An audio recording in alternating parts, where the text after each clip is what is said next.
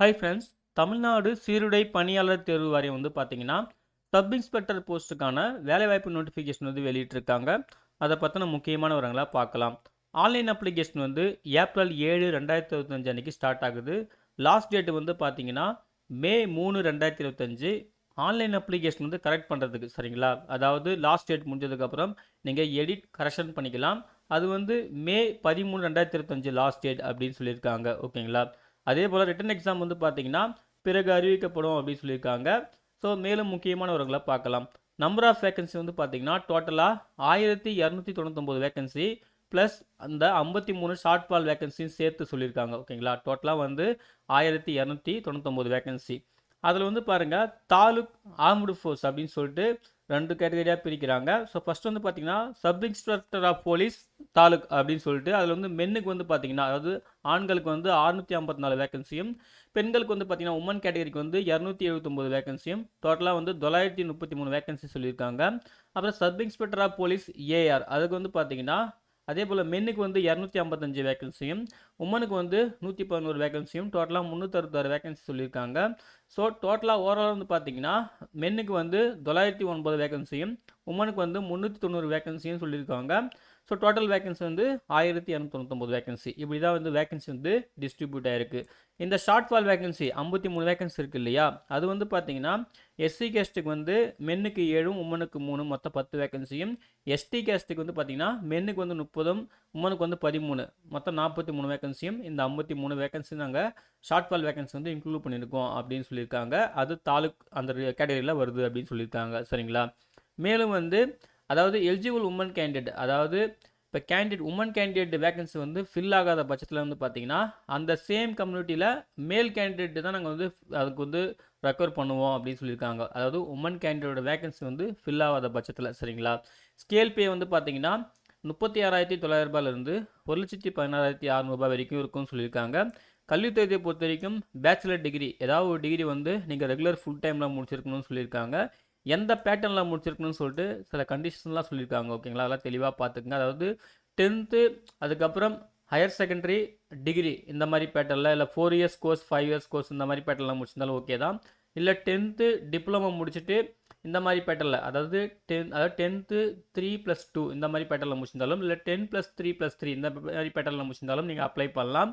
அதுக்கப்புறம் நீங்கள் 10th முடிச்சுட்டு 2 இயர்ஸ் ஐடிஐ முடிச்சிருந்தீங்கன்னா நீங்கள் 10+2+3 இந்த பேட்டர்னில் வந்து டிகிரி முடிச்சிருந்தாலும் அப்ளை பண்ணலாம் அப்படின்னு சொல்லிட்டு கரெக்டாக சொல்லியிருக்காங்க. இந்த கண்டிஷன்ஸ்லாம் கரெக்டாக வந்து பார்த்துக்குங்க. ஓகேங்களா? ஸோ கரெக்டாக வந்து இதுக்கு மீட் ஆனால் தான் நீங்கள் அப்ளை பண்ண முடியும்.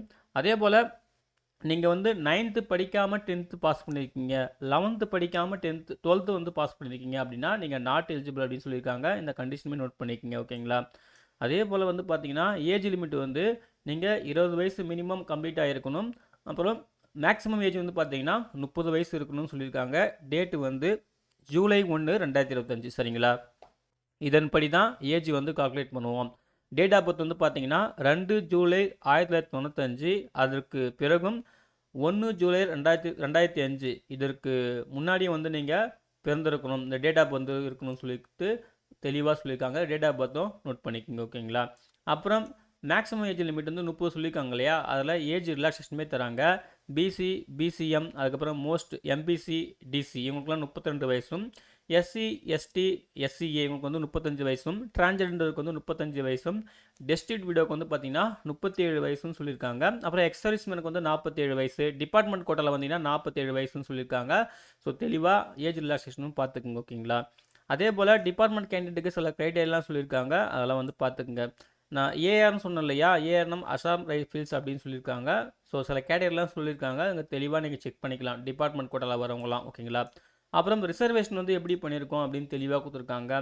ஓப்பன் காம்படிஷன் ஓசி கேட்டகரினா என்ன மாதிரி 31%, அப்புறம் பிசிக்கு வந்து 26.5% சொல்லிட்டு, ஸோ ஒவ்வொரு கேட்டகரிக்கும் எவ்வளோ பர்சன்டேஜ் வந்து நாங்கள் ரிசர்வேஷன் தருவோம் அப்படின்னு சொல்லிட்டு இந்த டேபிளில் கிளியராக சொல்லியிருக்காங்க. இதன்படி தான் வேக்கன்சியுமே வந்து டிஸ்ட்ரிபியூட் பண்ணி கொடுப்பாங்க. ஓகேங்களா? அதுக்கப்புறம் வந்து பார்த்தீங்கன்னா எஸ்சிஏ கேண்டிடேட் வந்து அவங்க வேக்கன்சி வந்து இப்போ எக்ஸஸாக வந்து ஷார்ட் லிஸ்ட் ஆகிட்டாங்கன்னா எஸ்சிஏ கேண்டிடேட் வந்து அவங்களுக்கு வந்து எஸ்சி கேண்டிடேட்டோட வேகன்சி இருக்குது பார்த்தீங்களா, அதில் வந்து ஃபில் பண்ணுறதுக்கு சான்ஸ் இருக்குது. சப்போஸ் எஸ்சியோட அந்த வேக்கன்சி வந்து ஃபில் ஆகாமல் போயிடுச்சுன்னா அதில் எஸ்சி கேண்டிடேட்டை வந்து ரெக்வயர் பண்ணுறதுக்கும் சான்ஸ் இருக்குது அப்படின்னு சொல்லிட்டு இந்த மாதிரி ஒரு கண்டிஷன் சொல்லியிருக்காங்க. அதையுமே நீங்கள் தெளிவாக படிச்சுக்கலாம். சரிங்களா? அப்புறம் என்னென்ன கேஸ்ட் இருக்குது, அதில் என்னென்ன சப் கேஸ்ட் இருக்குதுன்னு சொல்லிட்டு அன்னெக்சர் 1ல் தெளிவாக கொடுத்துருக்கோம். அதில் செக் பண்ணிக்கங்க அப்படின்னு சொல்லியிருக்காங்க. அதுக்கப்புறம் கோட்டா வைஸ் வந்து பார்த்தீங்கன்னா இந்த வேக்கன்சியை பிரித்து கொடுத்துருக்காங்க. மொத்தம் 1219 வேக்கன்சி இருக்கு இல்லையா, அது ஒவ்வொரு கோட்டா வைஸ் என்னென்ன கோட்டாக்குன்னா ஓப்பன் கோட்டா, அப்புறம் department quota, open executive wards quota, open ministerial wards quota, open sports quota, meritorious sports persons கோட்டான்னு சொல்லிட்டு இத்தனை கோட்டாவை பிரிச்சிருக்காங்க. அதில் ஓப்பன் கோட்டா வந்து பார்த்தீங்கன்னா மென்னுக்கு 419 வேக்கன்சியும், உமனுக்கு வந்து 179 வேக்கன்சியும், இது தாலுக்கில். அதாவது ஆர்மட் ரிசர்வில் வந்து பார்த்தீங்கன்னா மென்னுக்கு 124 வேக்கன்சியும், உமனுக்கு வந்து பார்த்தீங்கன்னா 71 வேக்கன்சின்னு சொல்லிட்டு சொல்லியிருக்காங்க. ஸோ ஓப்பன் கோட்டாவில் வந்து எல்லாருமே காம்ப்ளீட் பண்ணலாம். ஸோ மற்றபடி இந்த டிபார்ட்மெண்ட் கோட்டா, இந்த அதர்ஸ் கோட்டாவில் வந்து பார்த்தீங்கன்னா அதில் வந்து எலிஜிபிலிட்டி யாரெல்லாம் வர்றீங்களோ அவங்க தான் காம்ப்ளீட் பண்ண முடியும். சரிங்களா? ஸோ அது தெளிவாக அந்த டேபிளில் பார்த்துக்குங்க. அதுக்கு பிறகு இப்போ இதில் வந்து ஒவ்வொரு கோட்டாவாக சொல்லியிருக்காங்க பார்த்தீங்களா. டிபார்ட்மெண்ட் கோட்டா, ஓப்பன் கோட்டாக்கு வந்து எலிஜிபிலிட்டி கிடையாது, நம்ம முன்னாடி பார்த்தாச்சு. நெக்ஸ்ட் வந்து பார்த்தீங்கன்னா டிபார்ட்மெண்ட் கோட்டா, ஒவ்வொரு கோட்டாக்கான அந்த எலிஜிபிலிட்டி கிடையாது கொடுத்துருப்பாங்க. நீங்கள் தெளிவாக இதில் செக் பண்ணிக்கலாம். சரிங்களா? அங்கே பாருங்கள், அப்ளைங் அண்டர் 7% ஸ்போர்ட்ஸ் கோட்டா, இந்த மாதிரி வந்து ஒவ்வொரு கோட்டாக்கும் வந்து பார்த்தீங்கன்னா எலிஜிபிலிட்டி கிரைட்டீரியா கொடுத்துருப்பாங்க. அதே போல் நீங்கள் தமிழ் மீடியம் படித்தவங்களா, பிஎஸ்டிஎம் ஓகேங்களா, அவங்களுக்கு வந்து பார்த்தீங்கன்னா அவங்களுக்குமே சில இன்ஸ்ட்ரக்ஷன் கொடுத்துருக்காங்க. நீங்கள் தமிழ் மீடியம் வந்து அப் டு எஜுகேஷன் குவாலிஃபிகேஷன் வரைக்கும் நீங்கள் தமிழ் மீடியம் படிச்சிருக்கணும் அப்படின்ற மாதிரி கண்டிஷன் சொல்லியிருக்காங்க. நீங்களுமே தெளிவாக செக் பண்ணிக்கங்க. அப்புறம் டெஸ்டியூட் விடோ, டிரான்ஸ்ஜெண்டர் இவங்களுக்குலாம் வந்து பார்த்தீங்கன்னா இன்ஸ்ட்ரக்ஷன் கைட்லைன்ஸ்லாம் கொடுத்துருக்காங்க. அது தெளிவாக பார்த்துக்குங்க. சரிங்களா? அதுக்கு பிறகு வந்து பார்த்தீங்கன்னா மார்க் அலோகேஷன், இது வந்து ஓப்பன் கோட்டாக்கும் டிபார்ட்மெண்ட் கேண்டிடேட்டுக்கும் பொருந்தும் அப்படின்னு சொல்லியிருக்காங்க. இது வந்து பார்த்தீங்கன்னா ஃபஸ்ட்டு வந்து தமிழ் எலிஜிபிலிட்டி டெஸ்ட் இருக்கும். இது வந்து காமனாக ஓப்பன் கோட்டாவும் சரி டிபார்ட்மெண்ட் கோட்டாவும் சரி 100 மார்க் இருக்குன்னு சொல்லியிருக்காங்க. அப்புறம் மெயின் ரிட்டன் எக்ஸாம் இருக்குன்னு சொல்லியிருக்காங்க. அது வந்து ஓப்பன் கோட்டாக்கு வந்து 70 மார்க்கும், டிபார்ட்மெண்ட் கோட்டாக்கு வந்து 85 மார்க்கும் சொல்லியிருக்காங்க. ஃபிசிக்கல் எஃபிஷியன்சி டெஸ்ட் வந்து பார்த்தீங்கன்னா ஓப்பன் கோட்டாக்கு 15 மார்க்கும், டிபார்ட்மெண்ட் கோட்டாக்கு வந்து கிடையாதுன்னு சொல்லியிருக்காங்க. அப்புறம் வைவா வாய்ஸ் இருக்குது, அதுக்கு வந்து பார்த்தீங்கன்னா ஓப்பன் கோட்டாக்கு 10 மார்க்கு, டிபார்ட்மெண்ட் கோட்டாக்கும் 10 மார்க்கு. அப்புறம் ஸ்பெஷல் மார்க் வந்து பார்த்தீங்கன்னா ஓப்பன் கோட்டாக்கு 5 மார்க்கு, டிபார்ட்மெண்ட் கோட்டாக்கும் 5 மார்க்கு. டோட்டலாக வந்து பார்த்தீங்கன்னா 2 கோட்டாவும் சேர்ந்து 100 மார்க் சொல்லியிருக்காங்க. ஓகேங்களா? ஸோ அதையுமே நீங்கள் நோட் பண்ணிக்கோங்க. அதுக்கப்புறம் ரெக்யர்மெண்ட் ஸ்டேஜஸ், என்னென்ன ஸ்டேஜஸ் இருக்குன்னு சொல்லிட்டு தெளிவாக இங்கே சொல்லியிருக்காங்க. ஃபர்ஸ்ட் வந்து பார்த்தீங்கன்னா ரிட்டன் எக்ஸாம் இருக்குது, அது தமிழ் எலிஜிபிலிட்டி டெஸ்ட் நம்ம இப்போ தான் பார்த்தோம். ஓகேங்களா? ஸோ தமிழ் எலிஜிபிலிட்டி டெஸ்ட் வந்து பார்த்தீங்கன்னா 100 மார்க்கில் மேக்ஸிமம் இருக்கும்.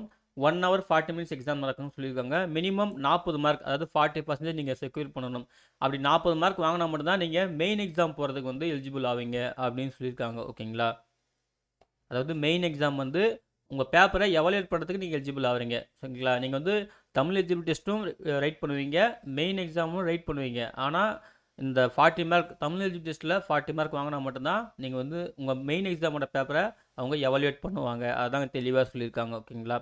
அதே போல் தமிழ் எலிஜிபிலிட்டி டெஸ்ட் வந்து பார்த்தீங்கன்னா அதோட மார்க் வந்து செலெக்ஷனுக்கு வந்து எடுத்துக்க மாட்டாங்க. ஒன்லி இந்த மெயின் எக்ஸாம் பேப்பரை எவாலுவேட் பண்ணுறது தான் கன்சிடர் பண்ணிப்பாங்கன்னு தெளிவாக சொல்லியிருக்காங்க. அப்புறம் மெயின் எக்ஸாம் வந்து பார்த்தீங்கன்னா டோட்டலாக 70 மார்க்ஸ் சொன்னாங்க இல்லையா, அது ஓப்பன் கோட்டாக்கு. ஸோ அதுக்கான டீட்டெயில் இன்ஸ்ட்ரக்ஷன் கொடுத்துருக்காங்க. அது வந்து பார்த்தீங்கன்னா பார்ட் ஏ பார்ட் பின்னு பிரியுது. 70 மார்க், பார்ட் ஏக்கு 40 மார்க், பார்ட் பிக்கு 30 மார்க்னு சொல்லிட்டு. ஸோ 40 மார்க் வந்து பார்த்தீங்கன்னா 80 கொஷின், 30 மார்க் வந்து பார்த்தீங்கன்னா 60 கொஷின் சொல்லிட்டு அப்ஜெக்டிவ் டைப். ஓகேங்களா? Each questions carry half mark, ஒரு கொஸ்டினுக்கு ஆஃப் மார்க் சொல்லிட்டு. எக்ஸாம் டைம் வந்து பார்த்தீங்கன்னா 2.5 hours அப்படின்னு சொல்லியிருக்காங்க. ஓகேங்களா? அதே போல் இந்த மெயின் எக்ஸாமில் நீங்கள் மினிமம் 35%, அதாவது 70க்கு 35% எடுக்கணும். அதாவது மினிமம் 25 மார்க் எடுத்தால் தான் நீங்கள் வந்து குவாலிஃபை ஆவீங்க அப்படின்னு சொல்லியிருக்காங்க. நீங்கள் குவாலிஃபை ஆகும் பட்சத்தில் அடுத்த ஸ்டேஜுக்கு, அதாவது ஒரு வேக்கன்சிக்கு 5 நபர் அப்படின்ற விதத்தில் ஷார்ட் லிஸ்ட் பண்ணுவாங்க. அடுத்த ஸ்டேஜ் என்னென்னா சர்டிஃபிகேட் வெரிஃபிகேஷன், பிஎம்டி, பிஇடி அப்படிலாம் இருக்கும். ஸோ இந்த ஸ்டேஜ்லாம் நீங்கள் தாண்டி அதெல்லாம் வந்து நீங்கள் பாஸ் பண்ணால் மட்டும்தான் உங்களுக்கு அப்பாயின்மெண்ட் கிடைக்கும் அப்படின்னு சொல்லிட்டு தெளிவாக கொடுத்துருக்காங்க. ஓகேங்களா? ஸோ அதெல்லாம் தெளிவாக நோட் பண்ணிக்கோங்க. அப்புறம் ஹால் டிக்கெட் வந்து பார்த்தீங்கன்னா tnusrb.tn.government வெப்சைட்டில் நீங்கள் டவுன்லோட் பண்ணிக்கலாம். உங்களுக்கு மெயிலையும் இன்டிமேட் பண்ணுவோன்ற மாதிரி சொல்லியிருக்காங்க. அப்புறம் ஒன்ஸ் நீங்கள் ரிட்டன் எக்ஸாம்லாம் முடிஞ்சதுக்கப்புறம் ஆன்சர் கீ செக் பண்ணுறப்போ நீங்கள் அப்ஜெக்ஷனுமே ரைஸ் பண்ணிக்கலாம். அதுக்கான இன்ஸ்ட்ரக்ஷன் கொடுத்துருக்காங்க. அப்புறம் ஃபிசிக்கல் எக்ஸாமினேஷன், சர்டிஃபிகேட் வெரிஃபிகேஷன் பார்த்தீங்கன்னா நீங்கள் ஒரிஜினல் சர்டிஃபிகேட் ப்ளஸ் அதோட 2 செட் ஆஃப் ஃபோட்டோ காப்பீஸ் வந்து கொண்டு வர மாதிரி இருக்கும். ஆன்லைன் அப்ளிகேஷன் அப்லோட் பண்ணது. ஓகேங்களா? ஸோ அதெல்லாம் தெளிவாக கொடுத்துருக்காங்க, பார்த்துக்குங்க. அதே போல் பிஎம்டி ஃபிசிக்கல் மெஷர்மெண்ட், அது வந்து பார்த்தீங்கன்னா மென் கேண்டிடேட்டு உமன் கேண்டிடேட்டுக்கு வந்து பார்த்தீங்கன்னா ஹைட் மெஷர்மெண்ட், செஸ்ட் மெஷர்மெண்ட் சொல்லிட்டு டேபிளில் கிளியராக கொடுத்துருக்காங்க, கம்யூனிட்டி வைஸ் கொடுத்துருக்காங்க. சரிங்களா? செஸ்ட் மெஷர்மெண்ட் வந்து பார்த்தீங்கன்னா ஒன்லி மேல் கேண்டிடேட்டுக்கு மட்டும் தான் சொல்லியிருக்காங்க, அதையும் நோட் பண்ணிக்கங்க. அதுக்கப்புறம் இந்த ஹைட் செஸ்ட் மெஷர்மெண்ட்லாம் வந்து ரவுண்டிங் ஆஃப்லாம் எப்படி பண்ணுவோம் அப்படின்னு சொல்லிட்டு இந்த தெளிவாக டேபிளில் கொடுத்துருக்காங்க, தெளிவாக செக் பண்ணிக்கோங்க. அப்புறம் எண்டுரன்ஸ் டெஸ்ட்டு சரிங்களா, அதாவது உமன் கேண்டிடேட்டுக்கும் மேல் கேண்டிடேட்டுக்கும் என்ன மாதிரிலாம் ஈவெண்ட் நான் கண்டக்ட் பண்ணுவோம், இதெல்லாம் கண்டிப்பாக பாஸ் பண்ணி ஆகணும்னு சொல்லியிருக்காங்க. அப்புறம் ஃபிசிக்கல் எஃபிஷியன்சி டெஸ்ட்டுக்கான அந்த கிரைட்டேரியாலாம் கொடுத்துருக்காங்க டேபிளில், ஸோ தெளிவாக செக் பண்ணிக்கோங்க. அதாவது கயிறு ஏறுறது, ஜம்ப், லாங் ஜம்ப் இந்த மாதிரிலாம் கொடுத்துருக்காங்க. மென் கேண்டிடேட், உமன் கேண்டிடேட் சொல்லிட்டு தனித்தனியாக டேபிள் கொடுத்துருக்காங்க, அது தெளிவாக செக் பண்ணிக்கோங்க. ஓகேங்களா. பிறகு வந்து பார்த்தீங்கன்னா அதே தான் வந்து பார்த்தீங்கன்னா எக்ஸ் சர்வீஸ் மேன் இந்த மாதிரி சில கேட்டகரிலாம் வந்து கொடுத்துருக்காங்க, அதையுமே நீங்கள் தெளிவாக செக் பண்ணிக்கலாம்.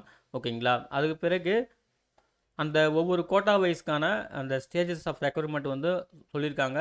நீங்கள் வந்து அந்த ஸ்பெஷல் கோட்டாவில் வந்தீங்கன்னா நீங்கள் வந்து தெளிவாக செக் பண்ணிக்கலாம். ஓகேங்களா. அந்த நோட்டிஃபிகேஷனை கிளியராக ஒரு டைம் வந்து பாருங்கள். அதே போல் சர்டிஃபிகேட் வெரிஃபிகேஷன் ஆஃப் டிபார்ட்மெண்ட் கோட்டான்னு சொல்லிட்டு ஒவ்வொரு கோட்டா வைஸும் வந்து பார்த்தீங்கன்னா கொடுத்துருக்காங்க. ப்ரெக்னென்ட் உமனுக்கு வந்து எப்படி வரும், அதுக்கான கைட்லைன் சொல்லியிருக்காங்க. அப்புறம் ஸ்பெஷல் மார்க் என்னென்ன ஸ்பெஷல் மார்க்லாம் இருக்குன்னு சொல்லியிருக்காங்க. அது வந்து பார்த்தீங்கன்னா நீங்கள் என்சிசி கேண்டிடேட்டாக இருந்தீங்கன்னா ஓகேங்களா, நீங்கள் ஏ சர்டிஃபிகேட் வச்சுருந்தீங்கன்னா உங்களுக்கு ஆஃப் மார்க்கு, பி சர்டிஃபிகேட் வச்சுருந்தா உங்களுக்கு 1 மார்க்கு, சி சர்டிஃபிகேட் வச்சுருந்தீங்கன்னா உங்களுக்கு 2 மார்க்கு. இது என்சிசி கேண்டிடேட்.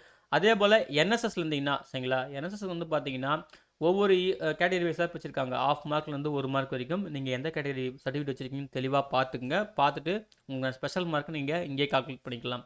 அதே போல் நீங்கள் ஸ்போர்ட்ஸ் பர்சனாக இருந்தீங்கன்னா இங்கே ஒரு 16 அப்ரூவ்டு கேம் சொல்லியிருக்காங்க. இந்த கேமில் நீங்கள் சர்டிஃபிகேட் வந்து ஹோல்டராக வச்சுருந்தீங்கன்னா உங்களுக்கும் ஸ்பெஷல் மார்க் இருக்குது. மேக்ஸிமம் 2 மார்க் வரைக்கும் வழங்கப்படும்.